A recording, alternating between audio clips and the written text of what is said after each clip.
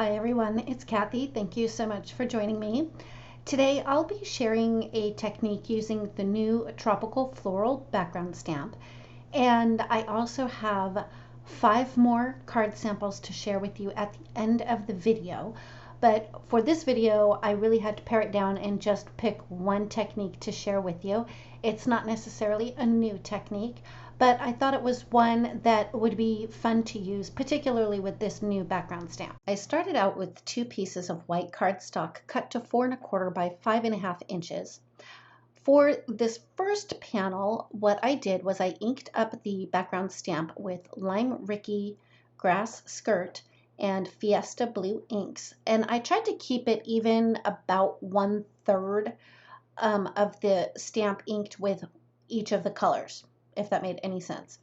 And then I just stamped it straight onto the piece of white cardstock. The next thing I did was took the second piece of cardstock that measures 4 1/4 by 5 1/2, and I did some pretty light ink blending on that panel with the same colors of ink. So I started out with the Lime Ricky, then I moved on to Grass Skirt, and then I finished the bottom third with the Fiesta Blue. I wasn't worried about getting a perfect blend between the colors. I just wanted to make sure that I had some color laid down on that panel.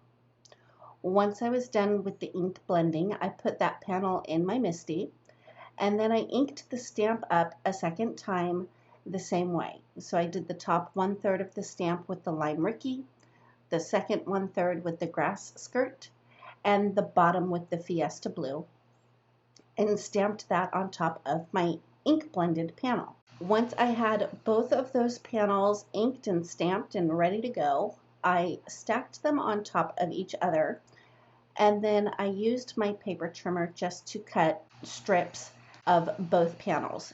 And I wasn't trying to get all of the strips the exact same width. I wasn't worried about that at all. After I had all of the strips cut up, I separated them out by whether or not they had an ink blended background behind them, and I arranged them on the front of a top folding A2 size note card. Then I used liquid glue to adhere all of the strips to my card base, and I had enough strips left over that I was able to make a second card. To finish up the card, I had die cut a piece of vellum using a circle die. I stamped and embossed the words "Have a Day," and those sentiments are from the Your Birthday stamp set. And then I die cut the word "Lovely" from the new Love Word die set, and I stacked it up 4 times on white cardstock, and then topped it off with another die cut that I did from black cardstock. When I put the black cardstock on top of the white cardstock, I did offset it just a little bit so that there would be a little bit of a white border. Moving on to the rest of the cards that I created using the background stamp, along with a few other products.